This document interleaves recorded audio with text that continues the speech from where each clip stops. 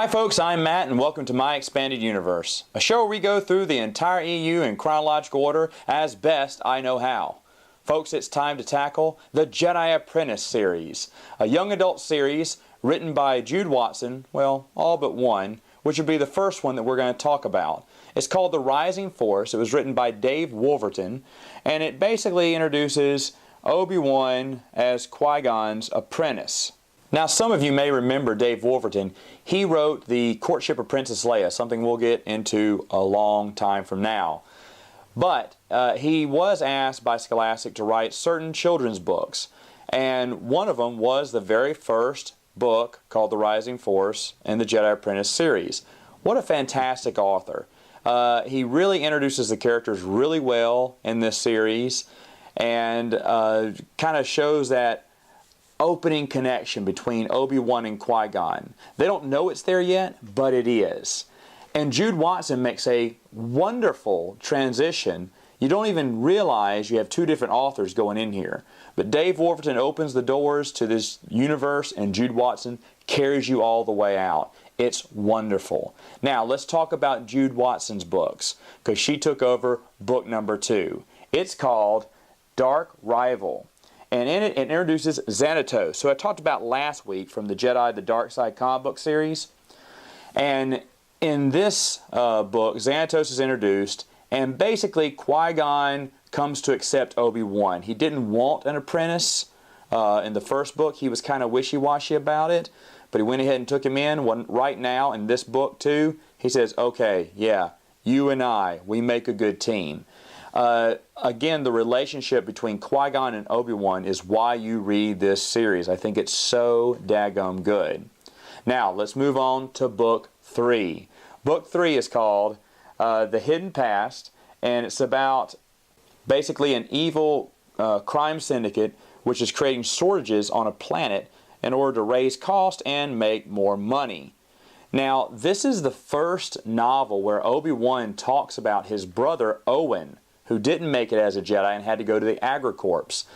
This was back when the premise was thought, hey, maybe that Obi-Wan and Owen are brothers. Because as you know, in the Return of the Jedi screenplay, it actually has them written as brothers. An idea George Lucas was thinking about, but I guess later scrapped. So the books hadn't seen the prequels yet, or didn't know if Owen and Obi-Wan were brothers or not.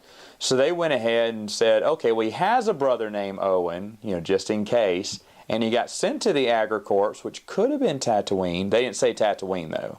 So he's mentioned there. I think he's mentioned in one book later on down the road, but not much. We don't know anything else of him.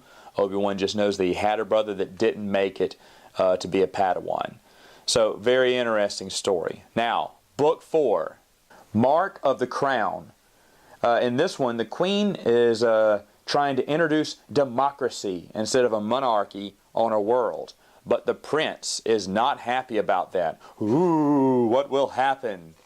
Again, I know these are children's books, but they don't feel that way. They aren't read that way, especially to someone like me. I think they are very, very interesting and well worth your time.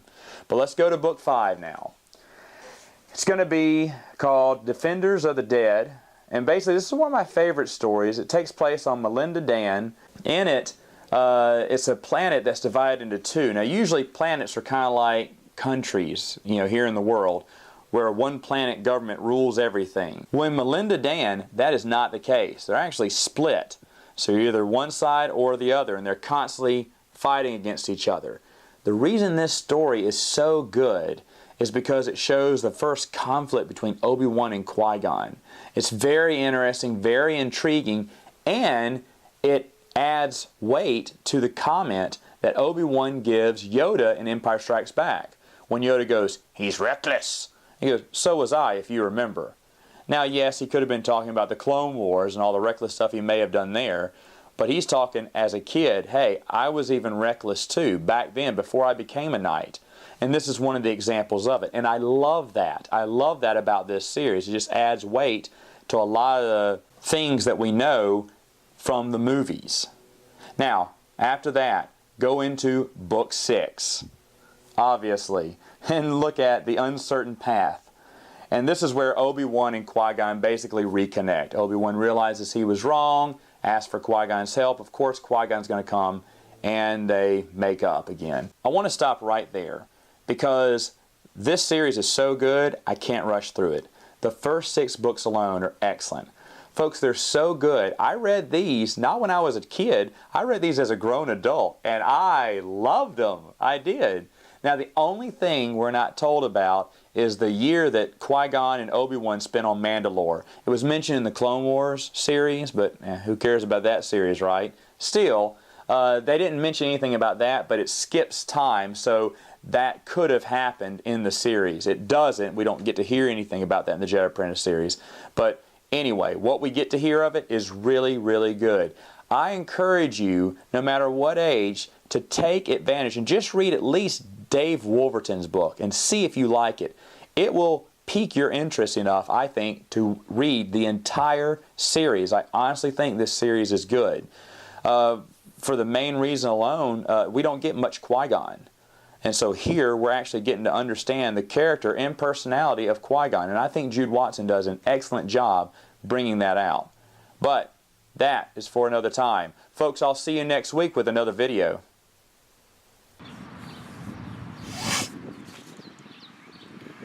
So this is Endor.